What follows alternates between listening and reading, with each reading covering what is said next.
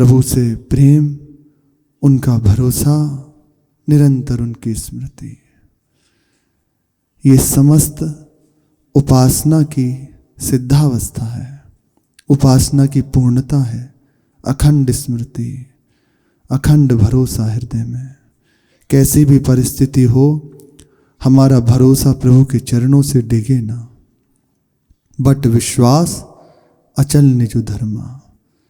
परिस्थिति निश्चित है, कोई ना कोई आएगी, ऐसी कि जैसी आप संभावना नहीं कर सकते। लेकिन भरोसा यदि प्रभु का है तो निश्चित वह परिस्थिति कुछ बिगाड़ नहीं सकती।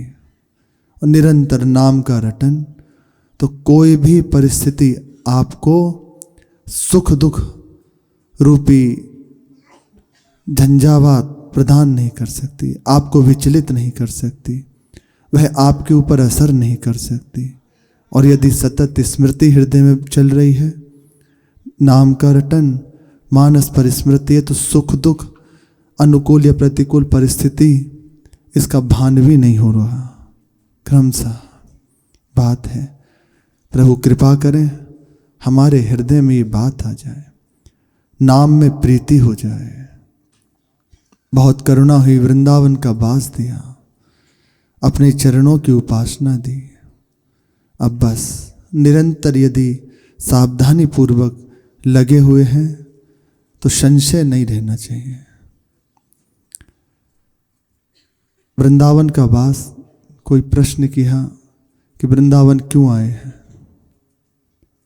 तो पहला उत्तर जैसा अपने जनों की समझ में रहता है, वृंदावन हम प्रभु को प्राप्त करने के लिए आए। प्राय इतनी ही बात अंदर है, वृंदावन धाम प्रिया प्रीतम की प्राप्ति के लिए आए, है ना। लेकिन इससे एक आगे की एक और बात है, बहुत अद्भुत बात। आए मिले परिवार आपने, हरि हसी कंठ लगायो, भाग बड़ो वृंदावन पायो। वृंदावन धाम हमारा घर है। हम भूल के चले गए थे, साधारण भाषा में घूमने चले गए थे, बहुत सारी पूंजी लेकर निकले थे। जैसे जाते हैं ना कहीं ना कहीं घूमने के लिए, तीर्थ पर आदि आदि, बहुत धनराशि या मनोरंजन के लिए, ऐसे ही प्रभु से दूर, धाम से, अपने घर से दूर घूमने निकले थे कि देखते हैं क्या त्रिभुवन ब्रह्मांड, चलो गए। अब जो कुछ पास था सब खो दिया। कहीं भी जाओगे तो पैसा तो लगता है ना, ऐसे हर जगह गए, बहुत भटके, बहुत परेशान हुए, यहाँ तक कि अपने आप को खो दिया, अपने आप को भूल गए हम कौन है। ये भी स्मृति भूल गए कि वृंदावन धाम हमारा घर है, हमें लौटकर घर जाना है, ये भी भूल गए। स्त्री पुत्र शरीर और भी संसार, ये अपना मान लिया, यही मेरे हैं। अब जो अपने थे उन्हें भूल गए। आ जाओ, वापस आ जाओ। प्रभु ने कृपा करी, वृंदावन धाम का वास दिया, आश्रय दिया, अर्थात अपने घर वापस बुला लिया। अब ये स्मृति जागृत होनी है, बस मैं यहीं का था, यहाँ से बिछुड़ गया था, अब लौट आया, भूल हो गई। मेरा परिवार ये सब नहीं, ललिताजू, विशाखाजू, चंपक लताजू, चित्राजू, इंदुलेखाजू, तुंग विद्याजू, रंग देवीजू, सखी सुदेवीजू, श्री श्यामा श्याम, ये हैं मेरा परिवार। यहाँ से हम बिछड़े थे, अब वापस यहीं आना है, ये मेरा घर है वृंदावन। अपने घर आ गए। बस जैसे जैसे ये स्मृति जागृत होती चली जाएगी तो घर वाले भी सामने आ जाएंगे। बहुत अद्भुत बात है जो रसिक जनों से सुनी है। जो भी दिखाई दे रहा है ना, श्री वृंदावन महिमामृत में श्रीपाद प्रभुदानंद जी कह रहे हैं, बस दृष्टि बदलनी है। तुम जो कुछ देख रहे हो श्री धाम में, सब कुछ चिदानंद में है। जड़ चेतन जो भी कुछ दिखाई दे रहा है सब चिदानंद में है। हमारी दृष्टि पार्थिव है, माया का पर्दा इसमें लगा, इसलिए हमें उत्तम अधम, ऊंच नीच, गुण दोष दिखाई दे रहा है। ये नहीं है यहाँ नित्य है, दिव्य है, परमानंद है। श्यामा श्याम निरंतर यहाँ विहरण कर रहे हैं। ललिताजू, विशाखाजू आदि सखियाँ यहाँ हैं, प्रच्छन्न भेष में हमारे साथ हैं, हमारे सामने हैं। उन्हीं की करुणा भरी दृष्टि से, उनकी कृपा दृष्टि से हमारे हृदय में ये बात आ रही है, ये मेरा घर है। बस बस ये बात आती है अंदर, मुझे श्री जी के पास जाना है, बस अब जीवन की पूर्णता, बहुत भटक लिया, अब तो मेरा जीवन अंतिम है, ये शरीर छूटा, नित्य श्यामा श्याम के सहचरी स्वरूप हुआ, उनकी सेवा में चला जाऊंगा। आती है बात, आ रही है, समझ सखियों की करुणा भरी दृष्टि हो रही है। किसी तर्क वितर्क, खंडन मंडन, इसको इससे बच जाए। उपासना में जब उपासक जुड़ता है तो ये एक वृत्ति उसे बहुत हानि कर देती है, जानकारी की वृत्ति। हम इतना जान गए, इतने श्लोक याद हो गए, पता है तुम्हें 25,000 श्लोक याद है, क्या करोगे? इतना बोझा था और लाद लिया, इतने पद याद हैं, वाणियों का रहस्य हमारे हृदय में जागृत हो रहा है। किसके हृदय में जागृत हो रहा है? क्या जागृत हो रहा है? आप खुद विचार करो। गुरुजनों का यदि वाणी का श्रवण किया जाए तो पता चले अभी तो कुछ नहीं है। विद्या पढ़ी कर तो फिरो औरन को अभिमान, इसलिए केवल आज्ञा दी गई है। हम इसलिए सार बात जो एकदम सिमटी हुई होती है ना, वह कह देते हैं, घुमाने फिराने की बात नहीं। जितना गुरुजी कह रहे हैं उतनी बात पकड़ लो तो अहंकार छू नहीं जाएगा। अपनी बुद्धि के अनुसार कुछ भी करोगे, निश्चित निश्चित बड़े से बड़ा धर्मानुष्ठान भी यदि गुरुदेव की बिना आज्ञा के किया तो बांधने वाला हो जाएगा, अहंकार को बढ़ाने वाला हो जाएगा, आपको गिराने वाला हो जाएगा, मार्ग से गिर जाओगे, उपासना से दूर हो जाओगे। सिमटना है, फैलना नहीं है, ये त्रुटि होती है। इस कारण से ऐसी अपराध में वृत्ति हो जाती है कि कहाँ उपासना गई ये पता ही नहीं, क्या चल रहा है हृदय में ये पता नहीं। अब बस एक ही बात, कैसे उसको नीचा दिखाएं, कैसे उसको गिराएं, ये पक्की ये आ जाती है। और ये बड़ी हानि है, किसे नीचा दिखा रहे हो। अभी कहा ना, प्रच्छन्न भेष में उनकी सहचरियां यहाँ विराजमान है। किस रूप में वे आई हैं जानते हो क्या? देख सकते हैं क्या? ये गुरुदेव के वाक्यों को हृदय में रख लो, उनकी चरण रज का नेत्रों में अंजन लगा लो तो दिखाई देने लगेगा, अनुभव में आने लगेगा। वाक्यों के द्वारा हृदयंगम जैसे ही बात हुई अनुभव होने लगेगा। अंजन नेत्रों में लगा तो जो पर्दा पड़ा है ना, हट जाएगा, दिखाई देगा केवल प्रभु है, केवल प्रभु है। कहाँ मैं फंस रहा था। श्री भगवान स्वयं उद्धव जी से कह रहे हैं, उद्धव जी जो विमुख लोग हैं वो तुम्हारे ऊपर थूकें, तुम्हारे संग विपरीत आचरण करें, प्रतिकूल व्यवहार करें, मारें पीटें बांधें, तुम्हारी जीविका छीन लें, तब भी आत्मभाव भगवत भाव करके बस तुम बच जाना और निकल जाना। कहीं तुमने यदि भगवत भाव छोड़कर उसमें राग द्वेष में वृत्ति कर ली तो मार्ग रुक जाएगा। एक आत्मभाव, प्रभु कह रहे हैं मैं ही सब रूपों में हूँ। ज्ञान की दृष्टि से जो कुछ दिखाई दे रहा है मैं ही मैं हूँ। भक्ति में जो कुछ दिखाई दे रहा है तू ही तू है, मेरे प्रभु ही प्रभु हैं। यदि इस भाव से हैं तो मेरे प्रभु इस रूप में आए, प्रणाम करें और निकल जाए। और यदि ज्ञान की दृष्टि है तो केवल अपना ही स्वरूप है। अब अपने से क्या, अपने बस अब निकल चले यहाँ से, कुछ कहे ना। यदि जरा भी उड़ जा तो बहुत विचित्र माया का प्रभाव है, ऐसा फंसा लेगी कि कहाँ मार्ग गया, कहाँ सब बहुत। फिर करुणा हो संभलें, देखो संभलेंगे, लेकिन विलंब तो हो गया ना। अंतराय तो उपासना में पड़ गया ना, फिर बाद में पछताने के सिवा, रोने के सिवा कुछ नहीं रह जाता। हम तो ऐसे थे, ऐसा करते थे, बस अपराध में ही वृत्ति, अब बैठ के जलते रहो, कुछ नहीं होगा। आज सावधान हो जाओ।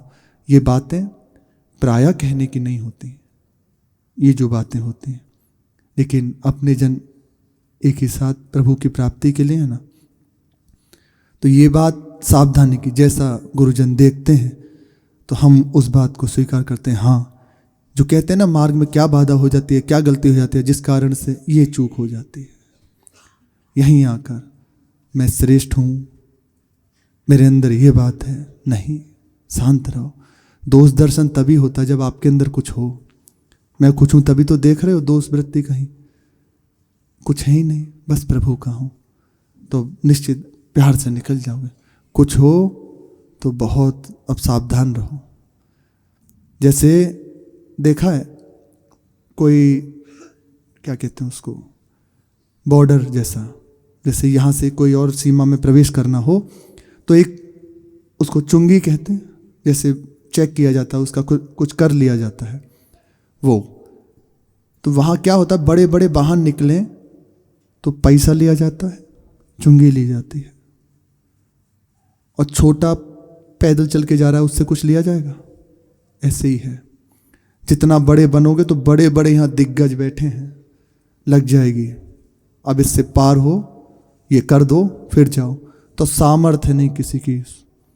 संभाव्योपि विरंचि नारद स्वाम्भो देर नया लक्ष्म्या यश्च न गोचरी भवतु यन नारदादि सखाया प्रभो। इनकी सामर्थ्य जो आचार्य कह रहे, फिर अपने जन कैसे समझ सकते हैं?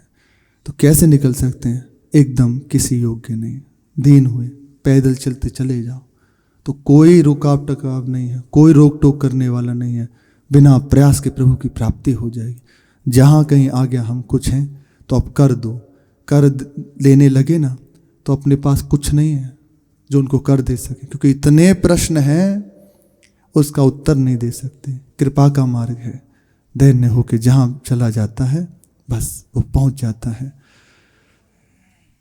इसलिए जहाँ उपासना में बढ़े तो ये बात आ जाती है, सावधान रहे, अपने खंडन मंडन इन चक्करों में ना पड़े।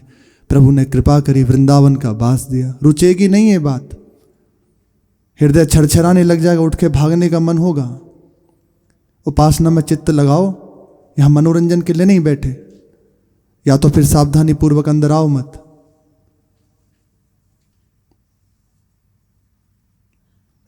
मनोरंजन थोड़ी हो रहा है, उपासना की बात है। यदि हृदय में बात नहीं है तो मत सुनो, इस कोई बात अपने मनगढ़ंत नहीं है, गुरुजनों की बात है, चुपचाप या तो सुनो या बाहर से जो जन है उनसे पूछ लो। फिर बीच में ये बार बार ठीक नहीं, अपराध वृत्ति है। किसी का भी हृदय विक्षिप्त हुआ तो ये सह नहीं पाओगे। गुरुजनों के वाक्य हैं, इतना वास नहीं भैया, कुछ कमाने आए हो, सुकृतों को नाश क्यों करते हो, शांत रहो। तो इसलिए उपासना में जब आए ये बात नहीं आने में, दैन्य होके चलोगे, वाणी जी में नाम में अपना मन लगाओगे तो निश्चित सहज रूप से प्राप्त हो जाएगी। बहुत करुणा में प्रभु है वो, केवल जब देखते हैं ना, दृष्ट्वा परिश्रमम कृष्णा, देखा प्रयास रहते हैं तो कृपा सी सुबंधना, करुणा करके मिल जाते हैं। जब उपासक को देखते हैं कि हाँ प्रयासरत है, करुणा करके आ जाते हैं। लेकिन यदि ये बात आ गई तो बहुत मुश्किल हो जाती है। धाम का वास मिला, बहुत कृपा हुई, धाम आने को मिला, संतों का संग मिला, तो बुद्धि को थोड़ा भगाओ मत, शांत होकर बैठ जाओ। कुछ प्राप्त नहीं हो रहा, जाके कहीं वही किन आचरणों में लगोगे देख लो। इसलिए दौड़ो भागो मत, शांत हो जाओ, बैठ जाओ, थोड़ी देर ले लो। ये अमोघ वस्तु है, यहाँ का एक शब्द भी हृदय में जाते ही आपको परमानंद की प्राप्ति करा के छोड़ेगा। ये दृढ़ बात है। सत्य सच्चिदानंद में प्रभु का चर्चा सत्य है। ये आपके हृदय को महान शांति प्रदान करके ही चैन लेगा। अवसर मिला है, अब अपने भाग्य को दुर्भाग्य में ना बदलें। देखो जब कोई बात आती है ना तो बहुत सारी जब देखते हैं तब ये होता है। तो उपासना में यही रोक टोक हो जाती है। प्रायः प्रश्न सबका उठता है, मन हमारा क्यों नहीं लग रहा नाम में, मुझे क्यों नहीं भगवत साक्षात्कार हो रहा, मेरा क्यों भजन निरंतर नहीं बन रहा। होता है ना, मैं तो प्रभु की उपासना में लग रहा हूँ, उनकी शरण हूँ, फिर मेरे हृदय के विकार क्यों नहीं नष्ट हो रहे, क्यों मुझे गुरुजनों के साथ में रह के उनसे प्रीति नहीं हो रही। ये गलती करते हैं। यदि यहाँ सावधान रह लिया जाए, आप देखो बड़े बड़े रसिकों के चरित्र को देखो, अपने गुरुजनों को देखो कैसे रह रहे हैं। सबसे दीन सब ही मानप्रद आप अमानिए, तड़ते नीचो आपको जाने सुजान। ये है रहनी। अब अहंकार युक्त रहे कैसे कैसे प्राप्त करोगे, श्यामा शाम को रिझा लोगे, बहुत मुश्किल है। आप किसी से जैसे तर्क वितर्क करो तो प्रभु के वो हैं, चतुरता है, एक क्षण में दीन होंगे, चरणों में प्रणाम करेंगे, कुछ नहीं जानते। उनसे कुछ लेना है ना तो अति दीन हो जाओ, उनके चरण पकड़ लो, वो वस्तु प्राप्त हो जाएगी कि निहाल हो जाओगे। जन्म जन्म से जो भटक रहे ना, जिसको प्राप्त करने के लिए, जो पाने के लिए, प्रभु निहाल कर देंगे। ऐसी वस्तु है इनके चरणों में, इनकी चरण रज में, और कहीं ये प्राप्त नहीं हो सकती, कैसे भी प्राप्त नहीं हो सकती। दीन हुआ, अति कृपा की याचना करते हो, जहाँ मांग हुई ये मिल जाती है। गुरुजन बहुत करुणा में, पर जब तक ये बात नहीं, तब तक उनकी कृपा दृष्टि होते हुए आप अनुभव नहीं कर सकते। इसलिए यदि सावधान रहा जाए तो बहुत जल्दी वृंदावन का, देखो कहा जाता है बहुत करुणा में है, हृदय में अनुभव आने लगेगा कैसा वृंदावन है, कैसे श्यामा श्याम है, कैसी लीला है। आप विचार करो, ये वह वाणी है जिसके लिए कह रहे हैं, वाणी हित ध्रुव दास की सुनी जोड़ी मुस्कान। पर अपने हृदय में क्या हो रहा है भाई? इन्हीं वाणियों के आधार पर तो महापुरुषों ने प्रत्यक्ष किया। क्या क्या हो रहा है अपने हृदय में? क्यों? एक, गायन करते रहो, यही कृपा करके सब ठीक कर देंगे। और सावधान रहो, दोनों ही बात है, विश्वास और सावधानी, ऐसे चलते रहो। वृंदावन धाम का वास मिला, उपासना मिली श्यामा श्याम की, अब बस सिमट जाए, भटके ना, तो निश्चित ही ऐसी वस्तु है अमोघ, निहाल हो जाएंगे। प्रसंग चल रहा है श्री मीरा जी का। 2 दिन हो गए, कोई खबर नहीं। पूरी रात तो पहले उनकी दासियां इंतजार करती रही, ना किसी को नींद है ना कोई और वार्ता, बस कब आए इसी चिंतन में पूरी रात हो गई। अगले दिन भी विचार किया अब आ रहे होंगे। फिर जोधी रानी से जाकर पूछा कि हमारी स्वामिनी जो आई नहीं है, उन्होंने अपनी दासी को भेजा राजमाता हांडी रानी के पास। कल के प्रसंग में था कि कहाँ हैं, आपके साथ ही गई थी, कहाँ हैं, उनका कोई पता नहीं। तो उन्होंने कहलवाया कि हमारे साथ दरवाजे तक तो आई, लेकिन बात करते करते अंतर ध्यान हो गई। हमने सोचा भक्तों की महिमा, भक्तों की लीला है, कैसे हम जान सकते हैं, भैया इनकी माया यही जाने, और बस हम सब आ गए। हो सकता है यहाँ से अंतर ध्यान हो के वहाँ पहुँच गई हों, भक्त सब सामर्थ्यशाली होते हैं, ऐसा कहलवा दिया सके उन्होंने दासी के द्वारा। इतनी बात सुनी तो दासियां जो थी रो पड़ी और कहने लगी कि हमें भी भूत महल भेज दीजिए, हम वहीं रह लेंगे, हम देख लेंगे, निश्चित हमें पता है किसी कक्ष में हमारी स्वामिनी को बंद कर दिया गया है। अब वहां जितने भी जन थे उनकी बात सुनकर वह भी सब रोने लगे, क्योंकि ऐसा करुण वातावरण हो गया। जोधी रानी ने कहा तू कहाँ जाएगी, थोड़ा साहस धरक, मेरे बस में जो कुछ होगा मैं करूंगी, तू अभी चुप रह, शांत रह, मैं अभी सब प्रयास करती हूँ, मैं कुछ करूंगी, कुछ ना कुछ, जो कुछ मेरे से बन सकेगा मैं करूंगी। मैंने तो सुना है कि रात को विक्रम सिंह राणा दीवान जी भी भूतमहल पधारे थे, बाद में चाबियां वहां की वही बंद करके आए हैं। जो ही ये बात सुनी तो अब तो और जोर जोर से रोने लगी। फिर उनको साहस बंधाया, रोते रोते उन्होंने जहर देने की घटना, तलवार से प्रहार करना, ये सब बातें बता दी कि ऐसी ये सब उनके साथ किया जा रहा है। और अब उनको रहा नहीं गया, कहने लगा कि दासियां कह रही हैं कि क्या बिगाड़ा है उन्होंने किसी का, किसी को कटु वचन तो कहा नहीं आज तक, किसी को हल्का भाव से तो रखा नहीं, किसी को दुख तो पहुंचाया नहीं, किसी के पास जाते नहीं, किसी से बोलते नहीं। अरे 2-2 4-4 दिन तक उन्हें चेत नहीं रहता, तो फिर वो किसी को क्यों कोई परेशानी करेंगे? आखिर क्यों उनको इतना परेशान किया जा रहा है? ये बात सुनी तो जोधी रानी ने कहा कि तू शांत रह, ऐसे रोने से कोई काम नहीं चलता। फिर अपने कहने लगी, देख पति भी मर गया है और मेरे दोनों पुत्र वे भी परलोक पधार गए। मैं इस समय विवश हूँ। जो राजमाता बनी हुई हैं हांडी रानी, उसके सामने किसी की चलती नहीं।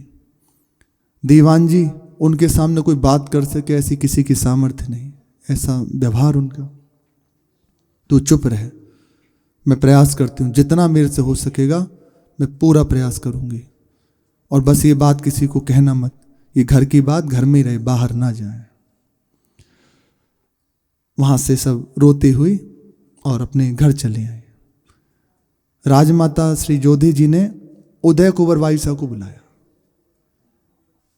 उन्हें सब बात बताई और भेजा दीवान जी के पास, विक्रम सिंह राणा के पास, कि जाकर उनसे पूछो कहीं ऐसा तो नहीं कि वहीं किसी कारणवश बंद रह गई हूं, जाकर उनसे पूछो।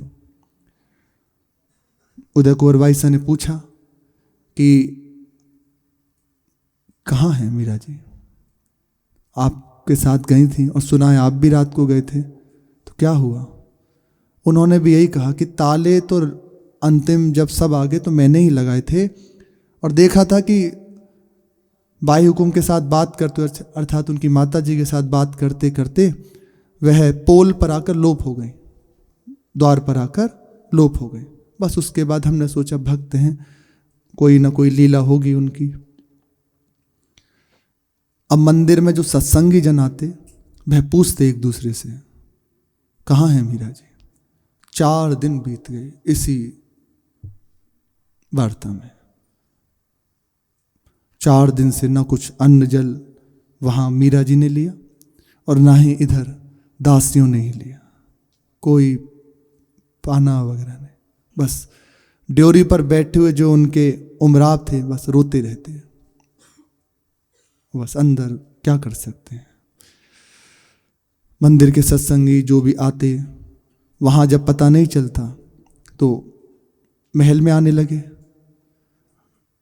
तो राजा विक्रम सिंह के जो गुप्तचर थे उनके सैनिकों ने किसी से कहा कि उनका स्वास्थ्य ठीक नहीं है, किसी से कहा कि मैरते चली गई हैं, और किसी से कहा कि तीर्थों में गई हैं और किसी से कहा कि अभी चेत नहीं है। ऐसे जिसको जैसे उस समय संभाला गया वैसे संभाला। सही बात किसी को नहीं बताई। ये बात बढ़ती गई, भीड़ बढ़ती चली गई।